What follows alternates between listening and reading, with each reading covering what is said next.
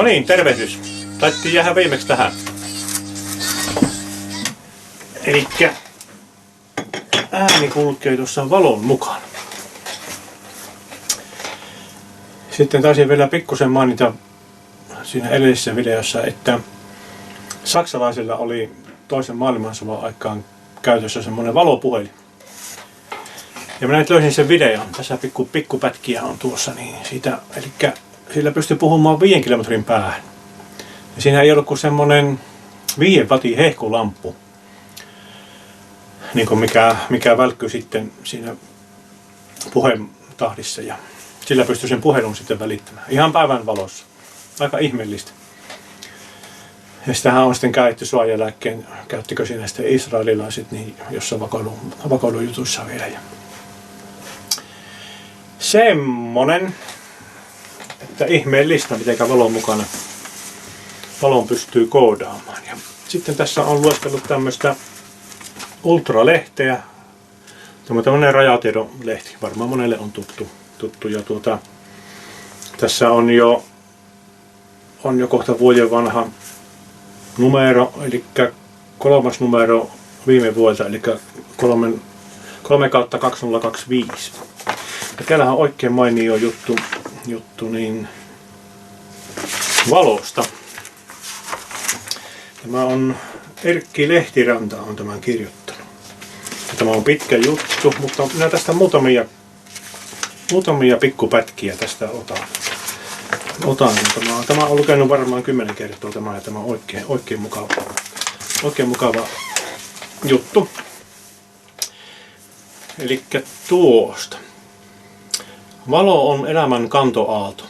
Ilmentyessään aaltona se ilmentää yhteisyyttä, jakamista ja yhteisöllisyyttä, kun taas ilmetessään valokvantteina eli fotoneina siihen yhdistyy yksilöllisyyden ja itsenäisyyden ajatus.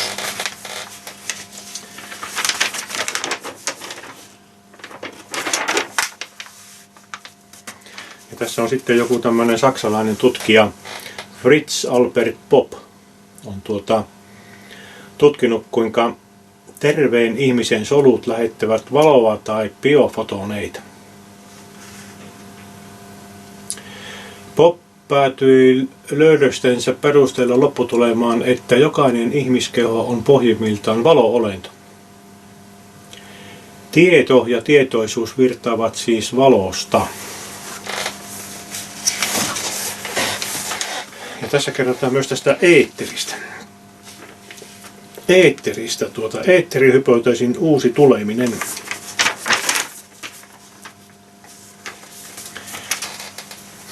Eli eetterihypoteesi, jota jo Aristoteles pohdiskeli antiikin Kreikassa oletuksella 5. alkuaineesta, kaiken läpäisevästä universaalista väliaineesta tai kentästä, hylättiin fysiikassa 1900-luvun taitteessa ja tiede astui raskaan askeleen taaksepäin. Nyt radikaalit toisinajattelijat ovat tuoneet sen takaisin keskusteluun, mutta eri nimityksillä, kuten nollapistekenttä, Akashan kenttä, morfogeneettinen kenttä, lähdekenttä ja skalaariaallot. Esoteerisesti puhutaan kaiken tallentavasta luonnonmuistista. Eetteri antaa oikein ymmärrettynä selityksen muun muassa valolle, painovoimalle, sähkömagnetismille ja tietoisuudelle.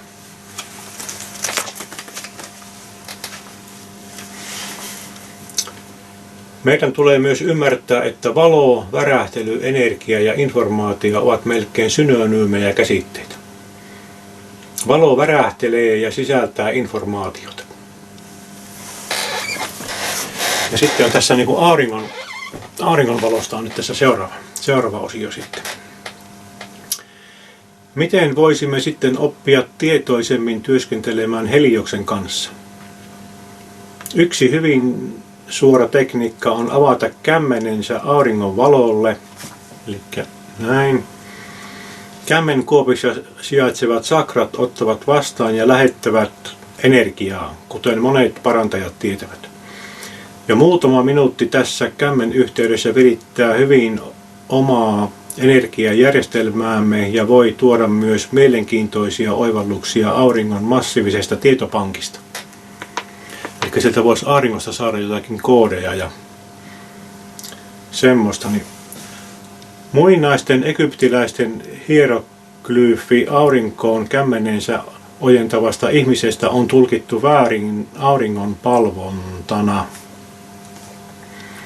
Egyptiläiset, jotka saivat suuren määrän viisauttaan Atlantiksen korkeakulttuurilta, tiesivät auringon eli Raan suuremmoisesta lahjasta ihmisen energisoinnissa ja tietoisuuden avartamisessa.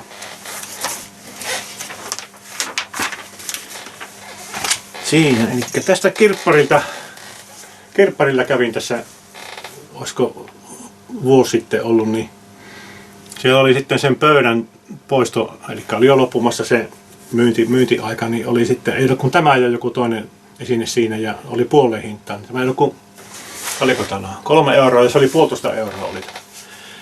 Enpä kovin kauan miettinyt, että otanko mukaan. Eli tässä on just tämä tapahtuma. Eli tämä hallitsija on tämä oli hankala lausua, se on Akhenaten, on joka toi tämän aurinko tavallaan lainausmerkissä kultin sinne Egyptiin. Tässä he koko perheen voimalla niin suorittavat koodia, ottavat auringosta. Sitten on tämmöinen kirja, varmaan monelle tuttu Egypti. Ja täällä on kanssa sitten tämä sama Faaraon perhe. Ja tässä on tämmöisiä jänniä juttuja tästä Akhenaatenista. Niin tässä nyt pikkusen harhautuu tämä minun juttu, mutta ehkä lähti mopo nyt karkas käsistä, niin pikkusen sivutaan tätä aihetta, mutta tämä on niin mielenkiintoinen, että pakko on tähän ottaa tämän. Eli Akhenaatenin kuvissa ei yritetäkään antaa hallitsijasta todenmukaista kuvaa. Mutta katsokaapas tätä perhettä. Eli tätä ei olisi nyt niin kuin totuudenmukaisesti kuvattuna tätä perhettä. Mikä tässä on kaikkein jännintä. Näillä on tämmönen pömppövatsa on siellä. No minäpäs mitenkäs tämä näkyy hyvin Ja sitten katsokaapas näitä tyttäriä. Ja heillä oli 3 tytärtä. Katsokaapas heidän kalloja. Mitenkä on tuossa tuommoinen pitkä kallo. Ja tuolla kanssa. Ja sitten on nämä sormet.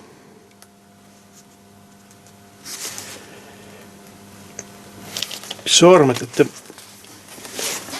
mitähän porukka tämä Akke oli.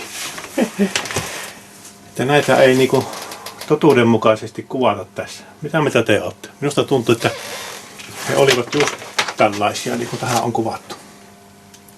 Että mistä he ovat peräisin? Mistä he ovat peräisin? Aika mielenkiintoista. Eli valo värähtelee ja sisältää informaatiota. Kyllä, sen minä uskon kyllä aivan täysin, että valossa pystyy vaikka minkälaista koodia kulkemaan. Ja mitä me saadaan sitten sieltä auringosta. Tämmöistä tällä kertaa. Hei!